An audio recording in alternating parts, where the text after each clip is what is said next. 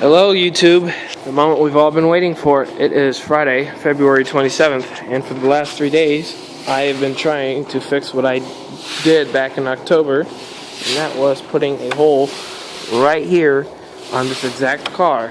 Here's the old engine right here. Knock knock, who's there? Not your ride. So, there's the car. I tried to do a 0 to 60 and didn't do it right. I did it manually, and now I'll always keep it in drive. And we got the motor in. So, without further ado, I will let you guys watch me starting it up for the first time.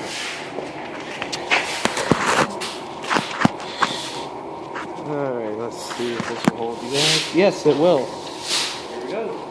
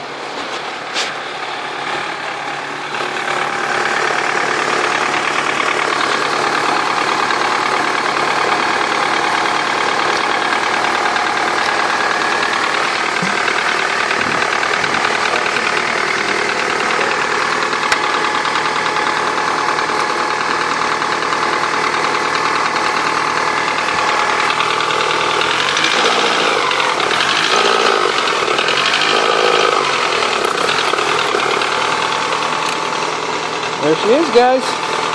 The new Camry.